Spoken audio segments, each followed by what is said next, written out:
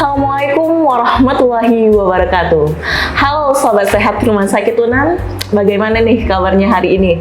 Senang sekali rasanya hari ini Ilda bisa tampil kembali bersama Bincang Sehat Rumah Sakit Unan. Bersama Bincang Sehat Rumah Sakit Unan, kita kembali berbagi edukasi dan informasi seputar kesehatan. Nah, Sobat Sehat, hari ini tentunya akan ada bahasan kita seputar kesehatan, yaitu terkait varises. Mungkin Sobat Sehat di rumah pernah mendengar, bahkan yang punya keluhan juga banyak ya tentang varises ini. Untuk itu Sobat Sehat, kali ini sudah hadir bersama kita dokter spesialis bedah toraks dan kardiovaskular Rumah Sakit Universitas Andalas, yaitu Dr. Ardiansyah, spesialis BTKV. Halo, Assalamualaikum dok. Waalaikumsalam warahmatullahi wabarakatuh. Gimana nih dok kabarnya? Alhamdulillah, segar ya, masih pagi ya. Alhamdulillah. Kita sapanya Dokter Aan aja nggak apa-apa ya dok ya? Boleh. Oke, siap. Dokter Aan, mungkin sebelum kita masuk ke topik kita terkait varises, Sobat Sehat mungkin masih banyak yang asing nih terkait BTKV sendiri. Boleh dok kita bahas sedikit nih apa itu BTKV dok? Ya, terima kasih. Kita panggil Kak Ilda aja ya. Boleh dok. Selamat pagi sahabat semuanya. Jadi memang spesialis BTKV ini merupakan salah satu bidang atau bagian dari spesialis bedah gitu ya. Dulu memang kita semuanya spesialis bedah bisa melakukan banyak operasi di semua organ. Tapi seiring perkembangannya zaman, masing-masing ilmu mulai mengembangkan cabangnya masing-masing. Ini teman-teman pernah mendengar ada bedah onkologi yang khusus di bidang tumor, bedah tulang khusus di ortopedi ya, kemudian saluran kemih di urologi gitu ya. Bahkan anak punya sendiri bedah anak. Nah, BTKV itu adalah bedah toraks, kardiak, dan vaskular. Artinya toraks itu dinding dada semuanya, dinding dada, tulang-tulang dada, rusuk sampai ke paru-paru, tenggorokannya, area dada semuanya. Toraks, kardiak itu jantung, jadi bedah jantungnya, jantung bocor, jantung tersumbat ya. Kemudian kelainan jantung pada anak-anak, dan juga vaskular. Vaskular itu pembuluh darah. Jadi semua yang berkaitan dengan pembuluh darah juga ditangani oleh BTKV. Jadi BTKV lumayan luas cakupannya, mencakup pembedahan pada area dada dan sekitarnya, jantung, serta pembuluh darah. Oh, berarti ini kayak lebih banyak kolaborasinya ya dok ya, dengan berbagai ini spesialisasi ya. Iya betul. Oke, siap. Nah, Sobat Sehat, mungkin itu gambaran sedikit tentang BTKV. Nanti bisa kali ya dok ya kita bahas satu topik kita tentang BTKV ini ya. Boleh, dok ya. Oke. Nah dok, terkait varises nih dok kita masuk.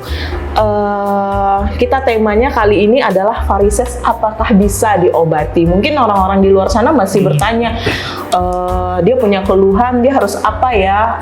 Terus kalau ke dokter akan dikasih obat kah atau operasi, kan orang takut kan ya dok ya. Dan apakah nanti mereka konsul dengan BTKV ujung-ujungnya berakhir di meja operasi, itu kan masih momok ya dok ya bagi masyarakat kita.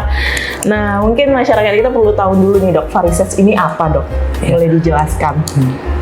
Jadi varises ini memang dahulunya itu dianggap sebagai sebuah kelainan yang biasa-biasa saja gitu kan. Kita dulu di kampung-kampung lihat bapak-bapak kita kan pulang dari sawah, habis dari pasar, itu kakinya ada urat berkelok-kelok gitu ya. Ya biasa aja, nggak ada masalah gitu ya. Tapi seiring berkembangnya zaman, ternyata secara internasional sekarang konsensus menyatakan bahwa itu sebuah kelainan, sebuah penyakit gitu yang harus kita tangani. Artinya, kalau dia merupakan sebuah penyakit, tentunya akan ada bahaya di depan yang menunggu jika kita tidak memberikan perhatian khusus untuk penanganannya. Nah, varises itu sendiri adalah, jadi di dalam tubuh kita ini ada dua pembuluh darah. Pembuluh darah yang membawa darah bersih dari jantung ke seluruh tubuh. Artinya pembuluh darah bersih itu, darah bersih dibawa dari jantung, dikirim ke kepala, dikirim ke mata, dikirim ke tangan, ke kaki. Itu pembuluh darahnya namanya arteri namanya. Nah, arteri. Jadi pembuluh darah arteri, dia membawa darah bersih. Nah, sekarang darah bersih itu kan udah sampai di seluruh tubuh. dikasihlah tangan darah, kaki darah. Kemudian kan di jaringan itu terjadi proses kehidupan di sana ya, di bagian selnya. Tentunya hasil proses di sel-sel jaringan tubuh kita itu akan menghasilkan zat sisa. Artinya ada zat sisa yang akan dibawa lagi oleh darah menuju ke jantung untuk dibersihkan kembali darahnya. Nah, pembuluh darah yang membawa darah kotor dari semua jaringan tubuh itu untuk kembali ke jantung namanya pembuluh darah vena. Nah, pembuluh darah vena itu berbeda dengan pembuluh darah arteri. Kalau pembuluh darah arteri itu dia alirannya itu kan melawan gravitasi. Kayak kita berdiri kan, jantung ngirim darah ke kaki, udah darahnya ngalir aja gitu, nggak ada masalah. Tapi kalau vena, apalagi di kaki, kita bisa bayangkan kita berdiri dan darah itu harus dipompa ke atas. Artinya dia butuh tenaga gitu kan. Nah, kita bergerak, kita melangkah, berlari, itu ada gerakan otot. Otot itulah yang membantu memompa darah kembali ke jantung. Namun, di pembuluh darah vena itu sendiri, dia ada katup. Semacam pintu gitu ya, pintu. Jadi kalau pintu itu seperti ini, darah dipompa ke atas, pintu terbuka, darahnya sampai menutup lagi pintunya. Artinya darah nggak turun lagi ke bawah gitu. Nah, pada orang varises, permasalahan utama itu terjadi pada klep atau pada pintu atau pada engselnya ini yang bermasalah. Di mana ketika darahnya dikirim ke atas dari kaki mau ke atas, ternyata klepnya ini merenggang mungkin, sehingga dia pas dia ngirim ke atas nutupnya segini doang, sehingga darahnya turun lagi ke bawah. Terjadi penumpukan darah di bawah. Artinya katup ataupun klep pada pembuluh darah venanya itu mengalami inkompeten, tidak kompeten dia, sehingga dia mengalami istilah medis itu insufisiensi dia, tidak bagus penutupannya, sehingga darah nggak efektif dikirim ke atas, menumpuklah darah di bawah.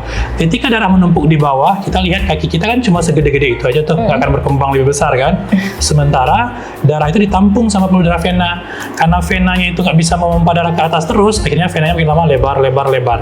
Nah, ternyata dia nggak melebar aja. Pelebarannya itu disertai dengan semakin memanjang dia. Nah, dia kan memanjang, sementara kaki kita cuma segitu doang gitu kan. Sehingga karena dia memanjang, dia cari jalan lain, berkelok-kelok lah dia gitu kan. Makanya kadang dia seperti urat yang besar tapi berkelok-kelok. Nah, itu yang terjadi pada orang varises. Jadi kesimpulannya itu adalah varises adalah terjadinya gangguan pada pembuluh darah vena pada kita gitu. Bisa di mana aja? Bisa di kaki, di rahim bisa, varises rahim, gitu ya. Kemudian kalau orang-orang yang dengan penyakit, contohnya orang yang dengan kelainan hati gitu ya, ada sirosis hepatis namanya, sehingga terjadi bendungan di tenggorokan, di kerongkongannya, ada juga varises di kerongkongan.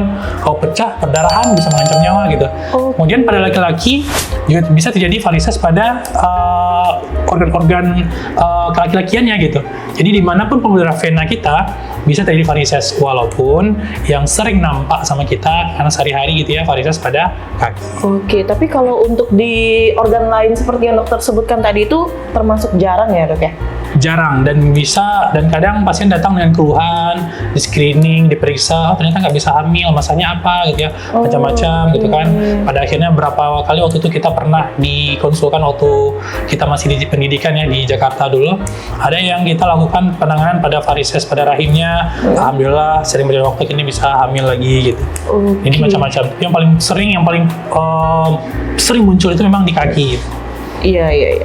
Nah, berarti ilmu baru lagi ya Sobat Z. Biasanya paling kita tahu varises ya di kaki gitu. Ternyata ada di organ lain yang ternyata sangat berisiko. Mungkin bisa jadi di rahim, itu akan menyebabkan gangguan pada faktor keturunan atau yang lainnya gitu. Nah dok, mungkin bisa dijelaskan lagi nih dok, gejala-gejala nih. Kalau misalnya tadi di kaki kita lihat misalnya urat yang seperti berkelok-kelok gitu. Nah di organ lain atau secara garis umum gitu, secara garis besar gitu dok, bagaimana gejala varises ini bisa kita ketahui? Atau apakah ada screening khusus yang bisa kita lakukan dok? Ya, memang sebenarnya kalau kita bicara tentang pembuluh darah ini relatif ya bisa kita katakan tidak ada sulit menjadi penyebabnya, tapi dia akan bergantung kepada faktor resiko. Artinya semakin banyak seseorang memiliki faktor resiko tersebut, maka dia akan semakin berpeluang atau berpotensi mengalami kelainan tersebut, termasuk varises. Nah, pada varises ini yang paling berisiko itu yang pertama adalah kalau kita lihat dari segi jenis kelamin nih, perempuan mohon maaf lebih tinggi daripada laki-laki. Aduh, sobat sehat ingat tuh, cewek-cewek. Ya, tapi ini berkaitan dengan masalah hormonal memang gitu ya, hormonal gitu. Yang kedua juga masalah perempuan ada periode di mana lagi ada hamil gitu ya, kayak Hilda di 4 bulan. Kita doakan semoga sehat sampai persalinan gitu ya. Amin, amin ya Allah. Nah, kehamilan itu jadi pembuluh darah kita ini dia itu kan sebenarnya berusaha biar darah itu naik ke atas gitu ya. Dia kan melawan gravitasi. Tiba-tiba ada sesuatu yang menghambat aliran darah di atas, hamil contohnya. Atau bisa orang-orang dengan tumor di perutnya gitu ya. Sehingga nggak lancar tuh aliran darah ke atas, sehingga itu beresiko gitu. Jadinya varises. Jadi hamil gitu atau misalnya ada tumor di perutnya bisa aja menghambat aliran darah vena balik ke atas. Yang pertama perempuan lebih dominan. Kemudian yang kedua adalah adanya kehamilan mungkin pada perempuan atau ada tumor di organ abdomennya. Yang berikutnya adalah berat badan. Ternyata berat badan ini memang harus kita kontrol gitu. Banyak penyakit memang dikaitkan dengan berat badan berlebih. Ternyata varises pun juga seperti itu gitu. Pembuluh vena kita akan mengalami nggak kompeten ya untuk mengalirkan darah lagi karena masalah obesitas. Jadi memang kadang kita obatin pasien gitu ya, sementara obesitas yang nggak kita kontrol, ya kadang balik lagi dia gitu. Jadi menjaga berat badan juga. Dan yang paling penting juga adalah yang keempat, yang menjadi faktor risiko adalah aktivitas. Aktivitas yang seperti apa gitu. Jadi kalau kita memiliki aktivitas yang sebuah aktivitas tertentu dikerjakan dalam waktu yang lama gitu ya, dalam tanda kurung statis dia gitu ya, itu berisiko. Contohnya berdiri terlalu lama. Berdiri terlalu lama, nggak ada gerakan yang lain. Yang kedua, duduk terlalu lama. Artinya duduk atau berdiri yang terlalu lama yang nggak dibarengi dengan kegiatan yang lain itu mengakibatkan statis tuh aliran di bawah gitu kan. Sementara kita butuh pergerakan kaki, karena yang membantu darah balik ke jantung itu ya pompa otot itu. Kita bergerak, otot bergerak, dipompanya sama otot pembuluh darah itu sehingga dia naik ke atas. Kalau otot kita nggak bergerak ya venanya itu susah mengirim darah ke atas, sehingga dia kesusahan, akhirnya beban kerjanya makin bertambah. Jadi kalau teman-teman yang misalnya punya aktivitas nih di pekerjaannya, berdiri lama gitu ya, statis, misalnya mohon maaf kepada yang sering ngajar gitu ya, guru atau dosen yang banyak berdiri, cari selang-selingin dengan kegiatan yang mungkin ada gerakan di kaki kita gitu ya. Termasuk yang kantoran gitu ya, yang banyak-banyak duduk, digerakin kakinya, mungkin 2 jam duduk, berdiri, digerakin dikit gitu ya. Atau mungkin ya kita habis olahraga gitu ya, kan ada tuh di kita seharian ya, kalau kita dulu waktu kecil-kecil kan diajarin sama guru olahraga, habis olahraga jangan langsung dilipat lututnya, itu benar gitu. Karena kita habis di pumping gitu kan, lagi bergerak aktif ototnya, tiba-tiba kita lipat, ya kaget darahnya gitu, sehingga nggak naik dia ke atas gitu ya. Jadi itu faktor-faktor risiko yang memungkinkan terjadinya varises gitu. Nah sementara gejalanya seperti apa? Dia bervariasi sebenarnya. Kalau di kedokteran itu, di bedah vaskular ya, kita membaginya itu berdasarkan ada 7 tingkatan dia. Tapi bukan berarti seseorang akan berada di tingkatan 1 saja, 7 saja, enggak. Bisa jadi semua tingkatan itu ada pada semua orang. Nah, yang pertama, dia bisa muncul seperti yang kakinya mulus-mulus aja, nggak ada masalah. Tapi sudah mulai keluhan. Keluhannya apa? Datang ke dokter, dok, kaki saya kadang terasa pegal, nyeri gitu ya, terutama kalau sudah berdiri lama, duduk lama gitu ya, atau pas mau istirahat gitu. Nah, itu biasanya sudah mulai nggak ada keluhan seperti itu, tapi nggak ada muncul pelebaran apapun, masih mulus kakinya gitu ya. Hanya keluhan ya, dok. Hanya keluhan saja gitu, mulai berat gitu ya. Tapi dia bengkak nggak bengkak juga, dia berat aja, gampang pegel, gampang capek gitu ya. Nah itu udah mulai keluhan, kita hati-hati gitu. Walaupun sebenarnya banyak itu gejala keluhan yang sama dengan itu gitu, tapi kita harus waspada. Yang kedua, kalau dia yang pertama itu kita kenal yang istilah C0 namanya. Jadi dia masih belum ada apa-apa, cuma keluhan aja. Yang kedua C1. Nah C1 ini kita lihat dia udah muncul seperti ada kayak cacing-cacing di kaki kita, kayak merah-merah atau kebiruan. Biasa dilipat lutut bagian belakang tuh muncul seperti itu ya, kayak kalau kita di medis istilahnya spider vein gitu ya, vena kayak jaring laba-laba. Jadi kayak jaring laba-laba dia, banyak gitu kan, kecil-kecil gitu. Nah biasanya kalau mau masuk polisi tentara itu bisa menghambat tuh. Benar. Nah dan beberapa orang-orang mungkin paragawati atau segala macamnya untuk estetik itu mengganggu itu biasanya. Tapi itu adalah bagian dari varises, dari CVI ya, dari chronic venous insufficiency yang C1. Nah, kalau C2 baru muncul tuh yang berkelok-kelok kayak cacing gitu dia. Nah, itu yang udah C2. Kalau C3, nah vena itu dia udah membesar, berkelok-kelok, nggak ada lagi tempatnya sehingga dia cairan yang ada di dalam pembuluh darah merembeslah keluar sehingga kaki mulai bengkak. Itu udah C3. Kalau C4 tuh terjadi perubahan warna kulit. Tiba-tiba kulit kita mulai menghitam, warnanya lebih gelap dibandingkan dengan kulit di sekitarnya. Itu udah C4. C5 mulai muncul luka. Tapi lukanya ini luka koreng yang kering gitu. Kayak kulit kering aja gitu dia, tapi dia nggak sembuh-sembuh dan kadang perih memang gitu ya. Nah, kalau C6 itu dia luka, tapi lukanya itu basah gitu. Lukanya masih basah dan udah mulai kayak orang yang luka menggaung kayak DM gitu. Tapi dia bukan DM. Tapi lukanya karena vena itu. Nah, lukanya itu dikasih obat apapun, salep apapun dia akan sembuh sampai kita bisa menangani venanya. Jadi stadiumnya itu dari C0 sampai dengan C6 tadi itu gitu. Nah, kita berada di mana? Bisa aja kita melewati fase C0 dulu sampai C7 dan C6 dan semuanya itu ada di kita gitu. Oke, berarti lumayan juga ya ada stase-stasenya ya dok ya, yang mulai dari yang nggak kelihatan hanya terasa sampai yang keluhannya itu bisa dikira kayaknya saya DM nih, saya kayaknya infeksi nih gitu atau alergi apa ya dok ya, karena tadi tuh ada terkait kulit, luka gitu kan. Nah, berarti nanti kalau sobat sehat merasakan keluhan itu saat di stase berapakah mereka harus konsultasi dok sebaiknya? Ya, sebenarnya kalau kita berbicara secara general, varises ini bukan sebuah penyakit yang mengancam nyawa. Ya, kabar baiknya adalah tidak ada orang yang akan meninggal karena varises. Ya, itu kabar baiknya. Tapi varises itu akan mengganggu kualitas hidup. Nah, kualitas hidup kita terganggu. Yang bisa saja dia menghalangi cita-cita mungkin gitu ya. Yang ingin masuk angkatan, ternyata ada varises, kita nggak dideteksi dari awal, ketahuannya baru belakangan, yang menghambat cita-citanya gitu ya. Maka penting bagi kita mengenali lebih dini agar tidak berlanjut ke kondisi yang nanti malah mengganggu kualitas hidup kita. Kalau udah berokan di bawah kaki kita gitu kan, luka nggak sembuh-sembuh, kan jadi jadi mengganggu juga gitu. Nah, yang pertama, ketika teman-teman sobat sehat sudah mulai merasa habis olahraga gitu ya, main badminton atau futsal gitu ya, atau mungkin pulang kerja, ini sering kerja banyak duduk nih gitu kan, tapi kok kaki pegal-pegal gitu. Ya udah teman-teman datang aja konsul ke kita gitu ya, kita akan langsung kita screening. Screening kita nggak invasif, artinya tidak akan menciderai teman-teman gitu ya. Kita screeningnya pakai USG. USG itu kayak kita mau USG ibu hamil atau USG jantung, kita tempel USG-nya di sana, nanti muncul tuh gambaran pembuluh darahnya, bisa kita lihat apakah betul-betul melebar atau udah mulai melebar. Dan kalau terjadi sekiranya ada aliran darah balik karena venanya nggak bagus katupnya, darahnya pompa balik lagi, kelihatan tuh di USG. Nah, itu kalau udah mulai pegal-pegal, gampang capek kakinya gitu ya. Kemudian pas malam hari kok pegal gitu ya, ditinggikan baru udah mulai nyaman gitu. Itu makin jelas itu. Jadi kalau udah mulai gejala seperti itu, datang aja ke dokternya, untuk kita USG, masanya apakah betul sebuah varises atau tidak. Apalagi kalau sudah muncul kayak jaring laba-laba tadi. Nah, itu sudah pasti gitu ya. Kalau udah muncul jaring laba-laba, pembuluh darah berkelok-kelok, kaki bengkak, muncul luka, ini udah jelas. Lebih baik teman-teman, sahabat sehat semuanya, langsung dikonsultasikan saja. Mencegah lebih awal lebih baik daripada kita nanti jatuh kepada kondisi yang menurunkan kualitas hidup kita. Oke. Nah, sobat sehat, sudah panjang sekali nih penjelasan Dokter Aan terkait BTKV varises ini ya. Mungkin sobat sehat di rumah mulai banyak mikir nih, saya varises nggak ya gitu. Dok, kayaknya kita minum dulu nih dok. Lumayan panjang penjelasan kita.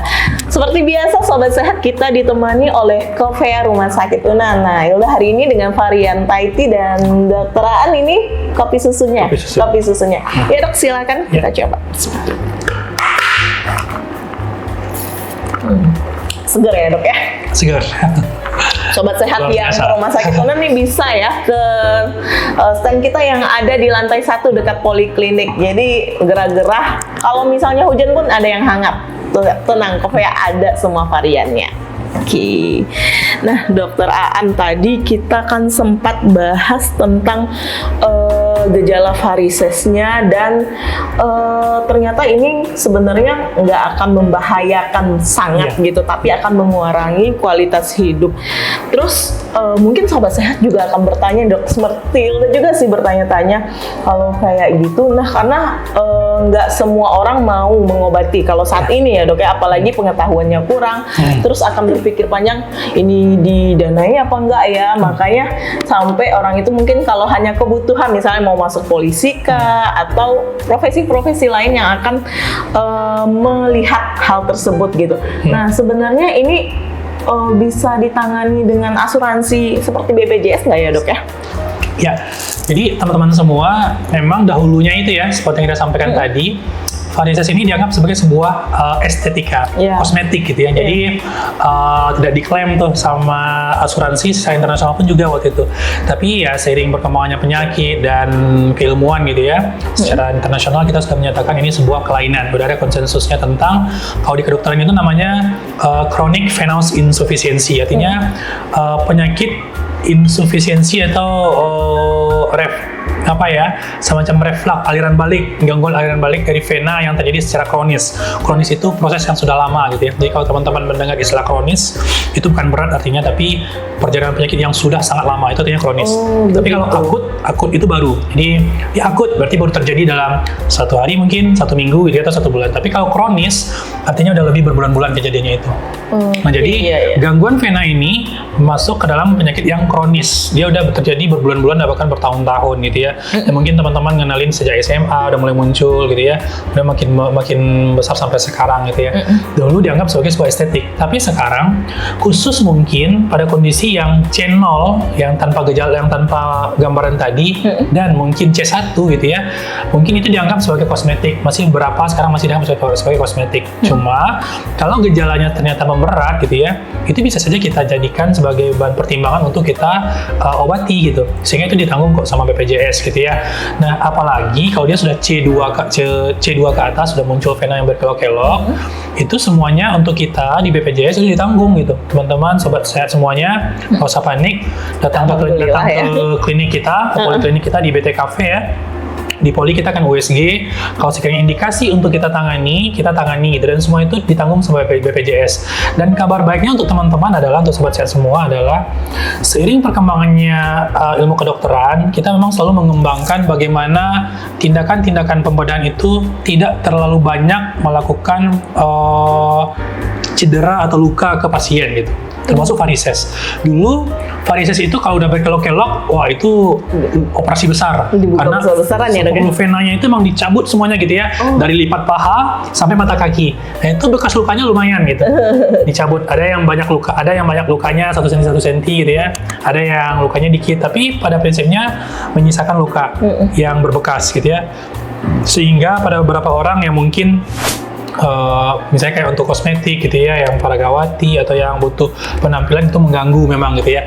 Nah, sekarang pengobatan itu bergeser ke arah yang minimal invasif istilahnya. Kita sekarang di varises itu, yang pertama kita bisa memberikan suntikan obat skleroterapi saja.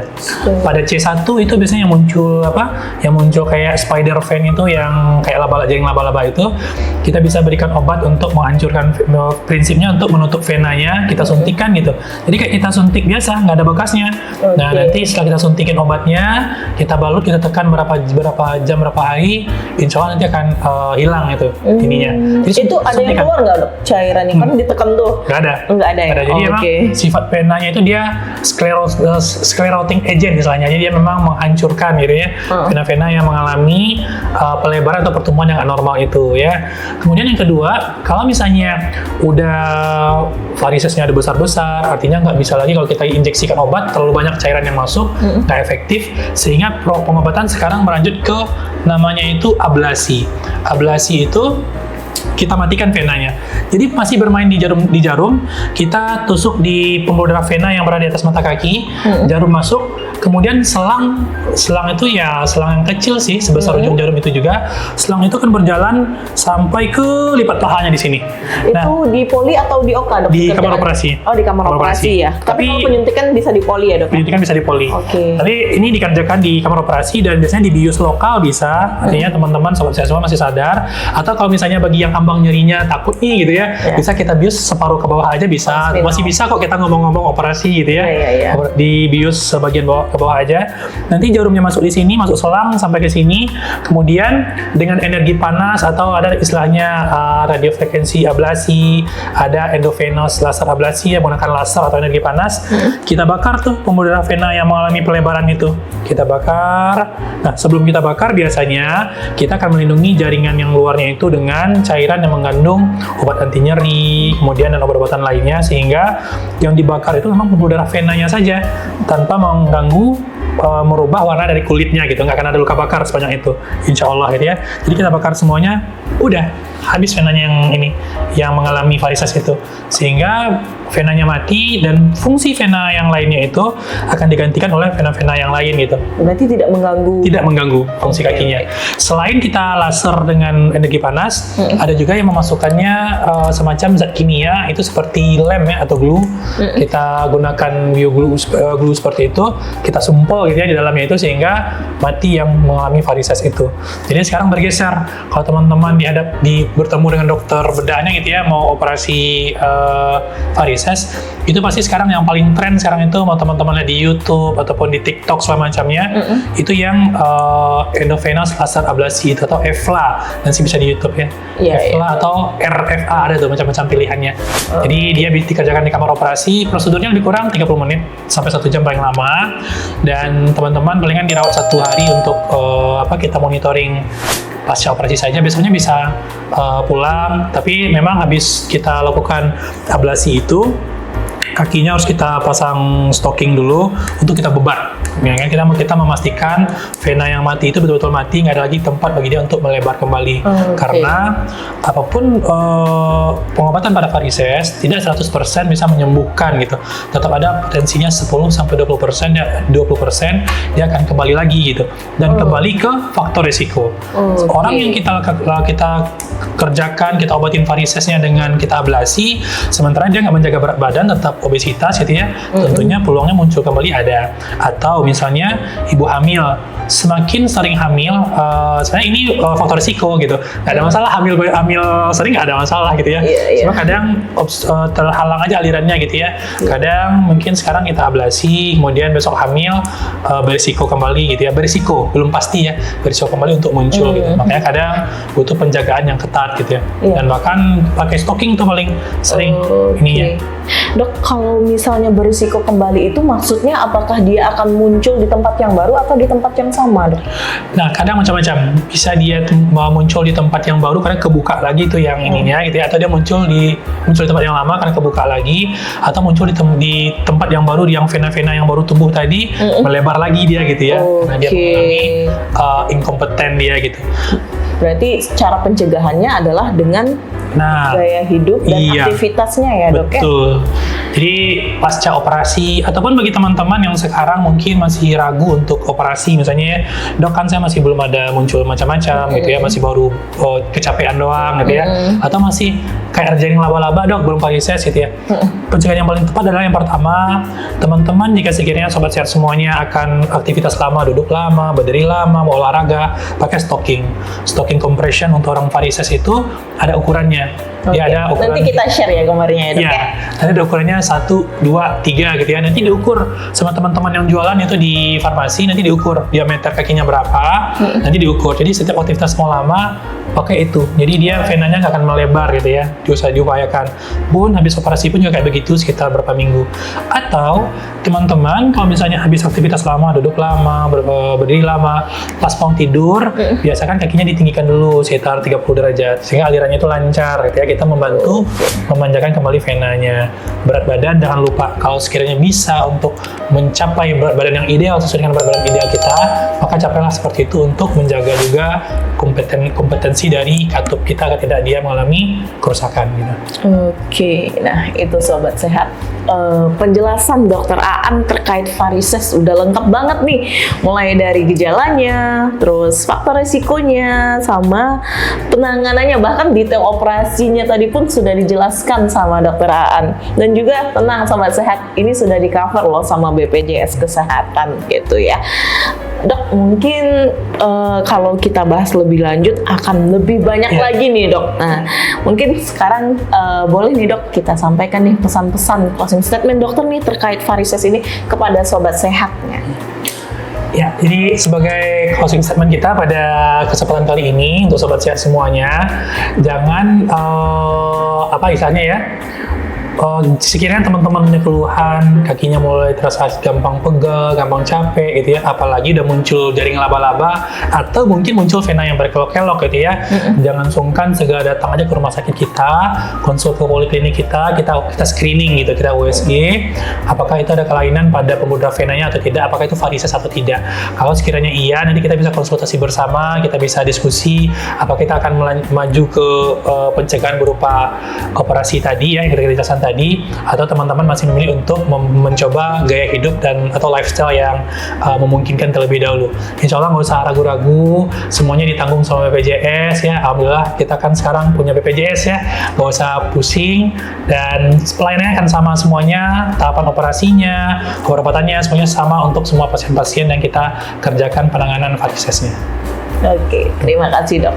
Nah, itu Sobat Sehat, pembahasan kita terkait bincang sehat hari ini yaitu varises. Mungkin Sobat Sehat yang menyimak dari tadi udah bertanya-tanya, udah ngecek-ngecek nih, varises nggak ya? Terus kayaknya bisa nih ke Rumah Sakit UNAN bertemu dengan Dokter Aan. Setiap hari apa dok? Senin, Rabu, sama Jumat. Senin, Rabu, dan Jumat ya Sobat Sehat. Jadi teman-teman di luar sana, Sobat Sehat, kalau misalnya sudah merasakan gejala-gejala yang tadi, yuk kita periksa yuk. Jangan hanya dirasa-rasain aja, karena semua itu bisa dicegah sebelum lebih besar lagi ya dok ya. Oke Sobat Sehat, terima kasih nih sudah bersama kita selama 30 menit mungkin ya, kita bahas-bahas soal varisesnya. Jangan lupa Sobat Sehat, nantikan kita di bincang sehat lainnya. Dan untuk Sobat Sehat yang baru bergabung, jangan lupa subscribe Rumah Sakit UNAN, follow kita, dan jangan lupa share serta komennya. Apalagi nih topik-topik yang pengen Sobat Sehat tunggu di bincang sehat selanjutnya. Oke, terima kasih Dokter Aan sudah bergabung bersama kita. Sobat Sehat, terima kasih semua. Saya Hilda pamit. Assalamualaikum warahmatullahi wabarakatuh. Terima kasih.